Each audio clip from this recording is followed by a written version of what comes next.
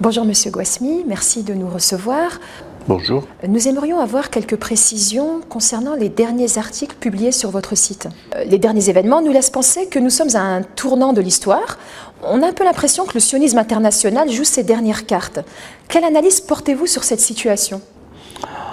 L'entité sioniste d'Israël a plus d'un tour dans son sac. Ils sont très malins. La défaite, leur dernière défaite à Gaza, donnait différents signaux, différentes directions de réflexion.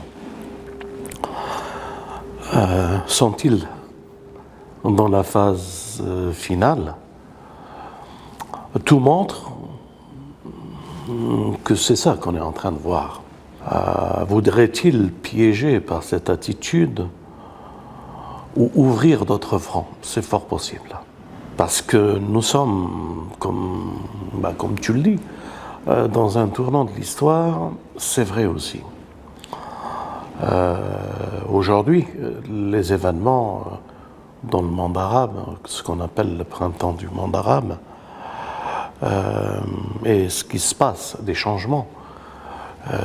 Avant l'invisibilité d'Israël, elle n'était que si des pions à elle étaient installés un peu partout dans les états-majors militaires du monde arabe, ou même plus, s'ils avaient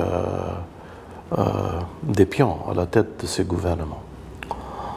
Ils ont été pris de court, c'est vrai aussi. Mais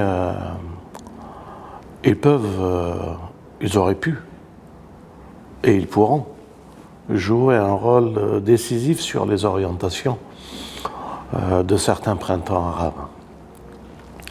Alors aujourd'hui, bien sûr, si ces événements s'accélèrent, surtout si, comme certains le pensent, que le roi Abdallah est mort, eh bien, nous sommes dans une précipitation des événements politiques, géostratégiques pour le Moyen-Orient. La Syrie est visée, et peut-être qu'ils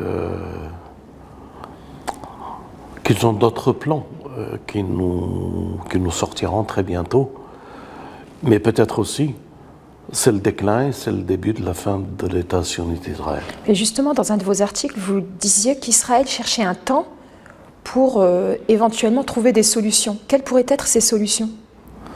Ouvrir d'autres fronts plus faciles, plus lointains, ou déjà maîtrisés.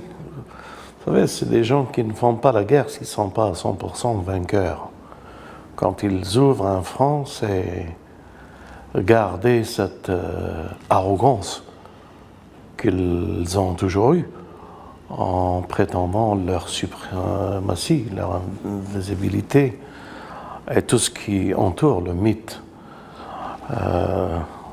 d'Israël et du grand Israël. Je crois qu'il faut attendre encore un tout petit peu pour avoir une opinion ou une certitude de ce que peut être dans l'avenir très proche l'État sioniste. Est-ce qu'il y aura une prochaine guerre? Les Israéliens, on peut dire, dans leur majorité, subissent un bouleversement actuellement. Est-ce qu'ils vont être patients? Est-ce que le peuple va suivre?